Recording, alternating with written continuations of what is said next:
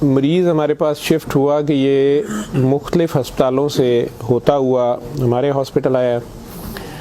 बिल्कुल सूख के वो कांटा हुआ था, 55-60 साल का वो आदमी था, बहुत ही पतला दुबला, और हमारी ज़ुबान में यूजुअली हम कहते हैं बोन एंड स्किन, पानी की शदीद कमी और बुरा हाल। उम्र उसकी 55-60 साल थी। जो उसके साथ एक ही लड़की थी वो 20-25 साल की थी, और वो अपने आप को उसकी बीवी बताती थी। मेरे जूनियर डॉक्टर्स ने मुझे राउंड कराया तो उन्होंने कहा जी कि ये फ़लाँ वार्ड से शिफ्ट हुआ है, इसको 4 महीने से शदीद दस्त लगे हुए हैं, ये कुछ भी खाता है तो इसको डायरिया लग जाता है, और इसके सारे टेस्ट हो गए हैं, गैस्ट्रोस्कोपियाँ, एंडोस्कोपियाँ, बायोप्सी, हर चीज़, इसके कुछ नहीं आ रहा, तशखीस नहीं है। लेकिन अब इसकी हालत इतनी बिगड़ गई है कि ये आईसीयू में शिफ्ट हो गया है, वेंटिलेशन के लिए हुआ है, और इसको कोई दवाई काम नहीं कर रही है। बल्कि मेरे एक जूनियर ने मुझे कहा कि जिस वार्ड से शिफ्ट हुआ है वहाँ की सीनियर डॉक्टर एक हैं, उन्होंने तंजन कहा है कि डॉक्टर साहब ने कहो इनू सूरत रमान सुनाना, तो ना तो टेस्टों में कुछ आ रहा है और ना कुछ आ रहा है।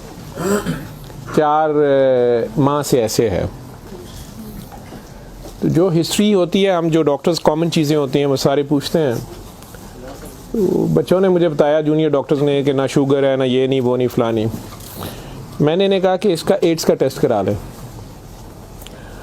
तो बच्चों ने कहा कि जी पिछले साल इसका एड्स का टेस्ट मेयो हॉस्पिटल में हुआ था, तब भी इसको इसी तरह डायरिया लगा था और वो नेगेटिव है, और लेकिन पिछले साल फिर ये डायरिया ठीक हो गया था 2-3-4 माह के बाद, फिर ये बहुत बेहतर हालत में हो गया था, लेकिन अब फिर इसको 4 माह से ये है और अब इसकी ये हालत हो गई। अब ये बेहोश था वो, खैर वेंटिलेटर पे चला गया, लेकिन मैंने फिर भी उसका एड्स का टेस्ट भेज दिया कि ये भेजो उसकी बीवी का।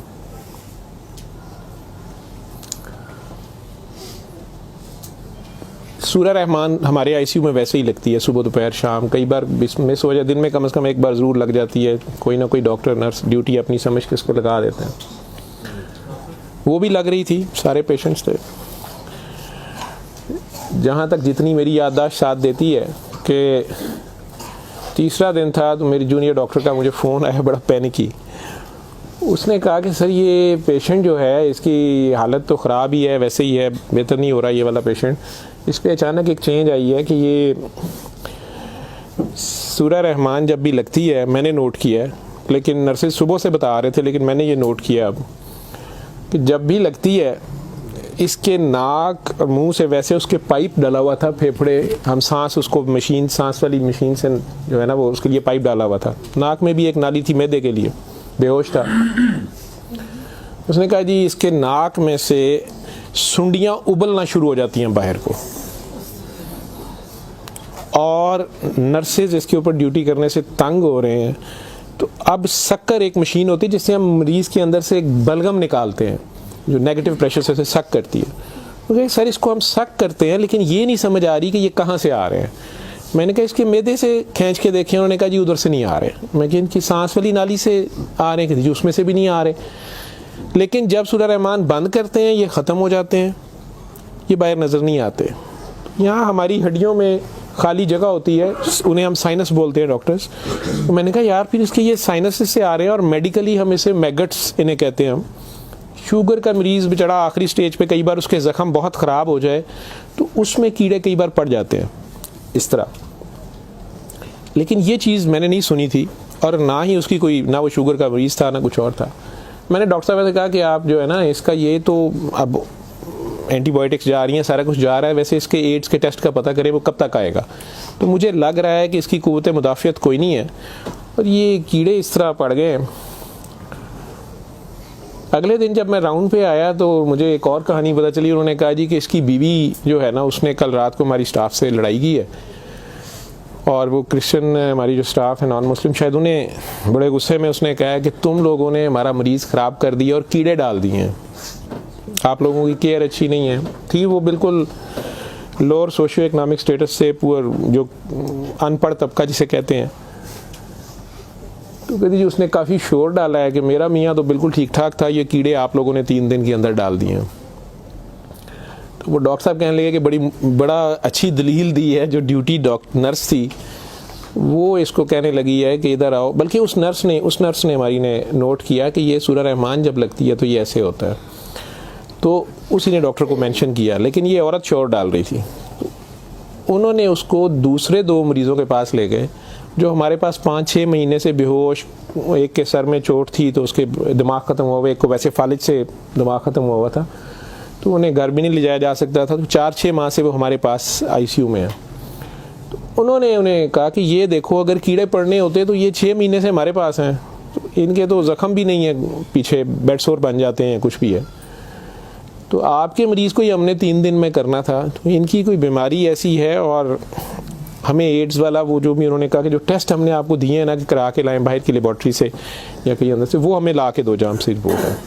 उसने कहा जी वो काफ़ी वैसे एग्रेसिव है, तो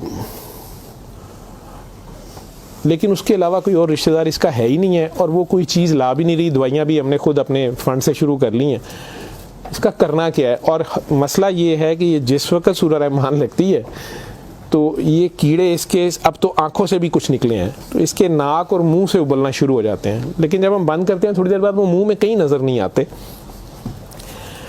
तो हमारा ये ख्याल था कि सूरह रहमान बंद कर देते हैं। इसकी बीवी ने भी कहा कि ये तुम लोग फिर बंद करो, पता नहीं क्या तुम लोग लगाते हो। तो वो जो हमारी नॉन मुस्लिम सिस्टर थी, उन्होंने उसे कहा कि मेरी बात सुनो, मुझे नहीं पता इसे क्या बीमारी है, लेकिन वो इसे प्रेयर कहती थी। उन्होंने कहा जब ये प्रेयर लगती है ना, ये कीड़े इसको छोड़ के भागते हैं, ठीक है, तो मैं तो कहती हूँ इसको 24 घंटे यही सुनाई जाओ। जब मैंने ये बातें सुनी तो खैर मैंने कहा कि इसकी बीवी को कहो कि वो रिपोर्ट का या हमें रसीद दे दें, हम खुद अपने तौर पे पता कर लेते हैं। तो मेरे राउंड करने के बाद वो बंदी खुद ही आ गई मेरे पास। वो मुझे नहीं पता था कि वही सिस्टर ने उसकी बिठा के कहीं काउंसलिंग की थी। उसे उन्होंने कहा कि इसको हमें शक है कि एड्स ना हो, कि इसकी कुव्वत मुदाफ़ियत नहीं है, इस तरह कीड़े इसको पड़ गए हैं, कुछ हो गया, शायद कमज़ोरी से हो गया, बीमारी की कमी से हो गया। तो ये उसका हम पता करना चाह रहे हैं, अदरवाइज़ तो जो दवाइयाँ हैं वो वही रहनी है। कुछ तरह की उसने बात की, कहती कि वो डर गई है थोड़ी सी, और वो कहती मैंने बड़े डॉक्टर साहब से कोई बात करनी है। बहरहाल अब मुझे जितना याद है, मैं 1 साल बड़ी सोचा है इसके ऊपर कि मैं इसको बयान करूं या ना करूं लोगों के सामने। उस औरत ने बड़ी खौफनाक कहानी मुझे सुनाई। जब उसे ये डर पड़ा ना कि इसको एड्स ना हो और उसको ना एड्स लग गई हो, अब वो मुझे कहने लगी इधर कमरे में आके कि डॉक्टर साहब ये जो मेरा मियाँ है ना, ये असल में जादूगर है। मैंने कहा आपने तो पहले दिन लिखवाया कि ये रिक्शा चलाता था और रिक्शा ड्राइवर है। उसने कहा जी ये रिक्शा ड्राइवर तो है, लेकिन ये जादूगर है, काला जादू करता है, लेकिन करता कुरान से था। मुझे हंसी आ गई, मैंने कहा कुरान से काला जादू कैसे हो सकता है। बहरहाल टू कट इट शॉर्ट, उस औरत की हमारे वो डॉक्टर्स ने मुझे, चूँकि वो वीडियो मेरे पास वो सिर्फ पड़ी है जिसमें वो कीड़े प्लेट में, हमारी उसे हम डिश कहते हैं, उसमें वो निकाल के वो डाल रहे थे, तो मुझे उन्होंने भेजे कि इसका करना ये क्या है। पहली रात जब उन्होंने मुझे मैसेज किया रात को व्हाट्सएप पे, तो वो वीडियो मेरे पास पड़ी हुई है। औरत ने मुझे बताया जी कि मैं खुद किसी की बीवी थी, उसकी माँ मुझे बड़ा तंग करती थी और मैं चाहती थी कि ये मेरे अंडर आ जाए। मुझे किसी औरत ने, दूसरी ने बताया, हमसाई ने बताया कि ये खामन तुम्हारा गुलाम हो जाएगा, तुम इसके पास चली जाओ। बाकी तफसीलात में मैं नहीं जाता, जो कुछ उसने मुझे बताया, उसने कहा जी कि ये इसका जादू का तोड़ ही नहीं था और इसका काम लाजमी इसका होता था, ये जैसे भी करता था। तरीकाकार उसने क्या कहा जी, इसने कमरे में अंदर एक गाँव तकिया रखा होता था, उसके ऊपर इसने वो जिस तरह स्माइली होता है, जो मुझे समझ आई कि उसने कोई बुत सा बनाया हुआ था, उस कमरे में ये बैठाता था और वो लोगों को पहले तो कुरान शरीफ भी पता नहीं पढ़ने वो कहता था, कुछ करता था, फिर उनकी बात सुनता था, सारा कर करा के जो मुझे उसका तरीका वारदात समझ आया या जो भी था। उसने कहा जी कि जो गरजमंद होता था ना, वो दीवाना, औरतें बड़ी दीवानी होती थी, ठीक है, या यंग लड़के लड़कियां कि मेरी वहाँ शादी हो जाए, वहाँ हो जाए, औलाद हो जाए, कई लड़के आते थे। तो जो उसने सबसे गंदी बात मुझे बताई, बड़ी फजूल जो उसकी हरकत थी या जो भी, वो इस्लाम तो हो ही नहीं सकता। उसने कहा जी ये उन औरतों को, और अपने बारे में उसने कहा कि मैंने भी ये गलती की, मेरे से भी ये गुनाह हुआ, लेकिन मुझे गुनाह स्वाब का इतना नहीं पता था।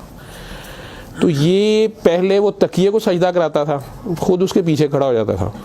फिर वो कहता था कि ये असल में तुम लोगों पे काला जादू हुआ है, इसको तोड़ने के लिए पता नहीं नूरी बड़ा ज़रूरी है, ठीक है।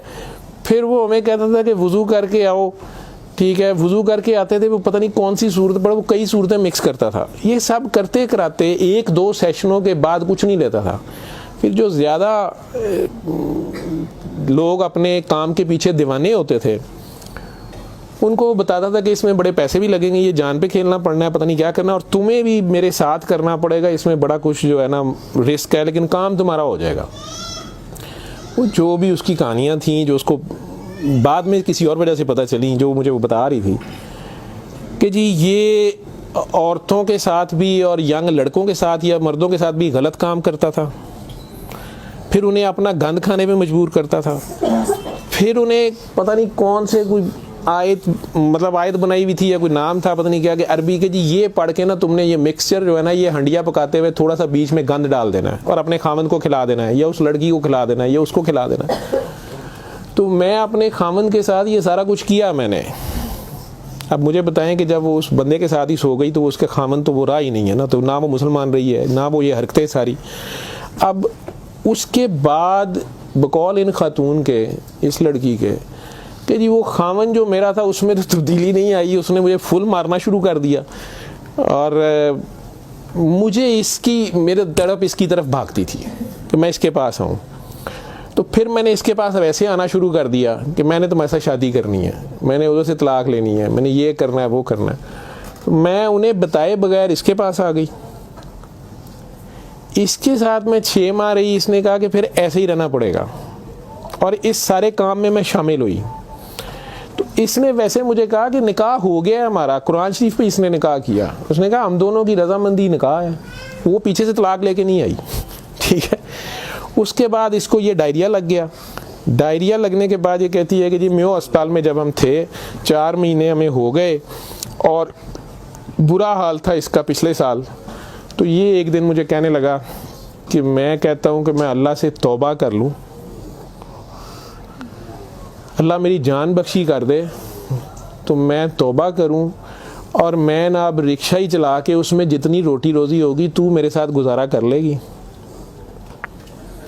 और तू भी वापस चली जा अपने खामन के पास, ठीक है। और उधर से जाके तलाक ले ना ले, और ये निकाह नहीं है, और जो भी उसने कहा कि जी हमने तौबा कर ली बकौल उसके, जो उसकी समझ थी। ये कहती है जी मैं वापस गई, मेरे खामन ने फिर मुझे मारा। उसने कहा मैं तुम्हें तलाक दे चुका हूँ, तुम मेरी तरफ से फारिग हो, तुम कहाँ से आई हो, ये आई हो, इतनी देर बाद आई हो, जो भी आई हो। खैर मैं फिर वापस इसके पास आई। ये कहती है कि जी वो मैं कोई 48 घंटे बाद, शायद 2 दिन बाद वापस आई है। देखो मैं अस्पताल थी, डॉक्टर बड़े हैरान सन, ये पेट से ठीक हो गया सी, यदि टट्टियाँ रुक गई सन। उन्होंने क्या दवाई फलानी माफक आ गई है, फलानी माफक आ गई है। तो ये अपने पैरों पे खड़ा हो गया। अगले को 10-12 दिनों में उन्होंने छुट्टी दे दी। फिर ये मुझे मस्जिद एक में लेके गया, वहाँ हमने निकाह किया, ठीक है। निकाह किया, ये रिक्शा चलाना शुरू हो गया। तो डॉक्टर साहब 6 महीने इन्हें बड़ी मेहनत की थी, ये रिक्शा भी चलाया, मैं भी कदे सुखी गिली खांदे सा चंगा भला सी। पर डॉक्टर साहब दुनिया बड़ी जालम है, यदी शोहरत सी दुनिया पिछे पैंदी सी, कहना सी मैं काम छड़ छड़िया है। डॉक्टर साहब हूँ फिर एक बच्ची आई, तो बड़ी सोहनी सी, वो बड़ी रोंदी सी, ਉਹਦਾ पता नहीं की मसला सी। डॉक्टर साहब ने ਉਹਦੇ ਨਾਲ फिर वही काम शुरू कर लिया। इन्हें फिर वही काम शुरू किया है। मैं ਇਹਨੂੰ पहले कहती रही हाँ, लेकिन डॉक्टर साहब ਇਹਦੇ 'ਚ पैसे बड़े आते सन। ਉਹਦੇ बाद हूँ 4 महीने तो ये इसकी ये हालत है, और अब ये बेहोश है। अब मैं अल्लाह से तौबा करना चाहती हूँ, अल्लाह मुझे माफ़ कर दे, मुझे तो समझ नहीं थी, तो मुझे माफ़ी ले दें, और इसका अब क्या बनेगा और क्या नहीं बनेगा। मैंने ये काफ़ी बीच में से सेंसर करके आप लोगों को सारी बात सुनाई है। और मुझे कहती है जो कीड़े इसके अंदर से निकलते हैं ये क्यों आ रहे हैं, ये कहाँ से आ रहे हैं। मैं कि बीबी ये, मैंने उसे साइनसेस वगैरह समझाया। मैं कि ये इसके बहुत ज़्यादा खून की कमी है, इसके अंदर जरासीम पड़ गए हैं, जो भी मैं डॉक्टरी, तो मैं उसे और क्या मैं उसे कहता।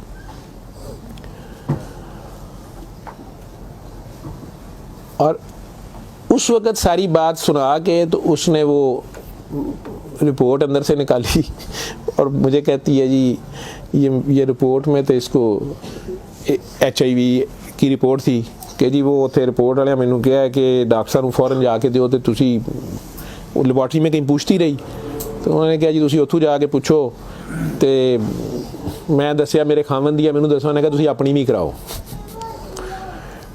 तो डॉक्टर साहब ये रात दी मेरे कोल है तो मैं मैनू तो नहीं बीमारी होएगी मैं सूरत रमान सुन ला मैंने कहा जी आप भी सुने 7 दिन सुने मैं आपको क्या कह सकता हूँ एक दिन वो और जिंदा रहा बंदा मर गया आखिर तक उसके कीड़े वो आते रहे उसी तरह जब भी वो सूरह रहमान लगती थी वो ऐसे होता था जैसे उबलते थे बाहर को नाक से उसके मतलब वो 1-2 नहीं होते थे कि जिन्हें आप पकड़ के साइड पे कर दें मैंने बताया ना कि वो शक्कर मशीन रख के तो उससे वो शक्कर में हम शक करते थे उसको सारा वो मशीन में जाते थे लंबी सुनियाँ उसकी नाक से मुँह से और